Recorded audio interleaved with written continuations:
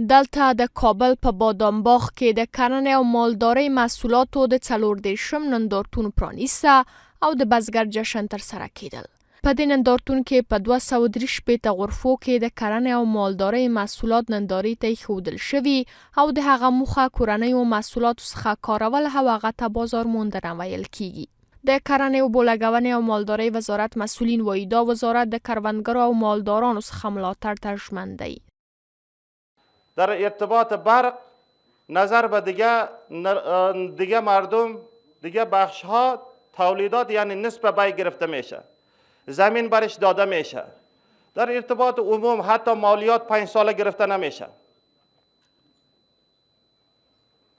در ارتباط مجلس تعرفه این یک پشتوانه قوی شما سکتور خصوصی است. افغانستان اسلامي امارت ژمن دی چې د کروندګرو او مالدارانو لپاره ټولې اړینې اسانتیاوې او امکانات برابر کړي څو دغه سکتورونه د لا زیاتې ودې او لوړ کیفیت له لارې د هیواد د ځان بسیاینې زمینه برابره کړي.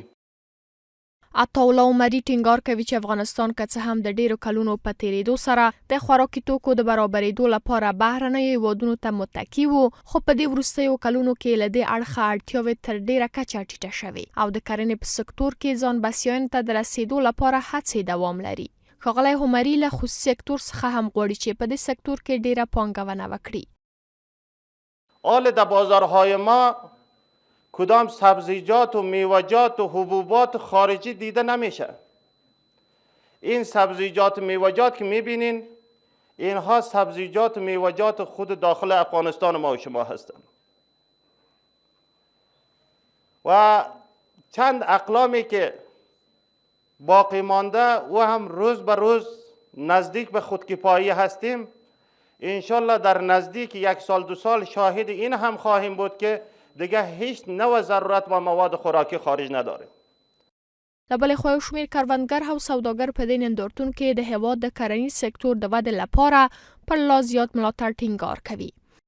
ما کوشش می‌کنیم که اول باعث توانمندسازی کشاورزان و زراعتکاران و باغدارای وطن خود باشیم تا ای که اونا بتونن از این تولیدات ما استفاده بکنن، هزینه‌های اینا کاهش پیدا کنه، عواید اینا افزایش پیدا بکنه و محصولات بهتری تولید بکنن. تازه وچه میوه، لبنی محصولات، طبي بوټي، مسمر او غیر مسمر نیالګي او کرنیز ماشینونه هغه توکي دي چې په دې نندارتون کې د 4 ورځو لپاره نندارې ته ایښودل شوي دي.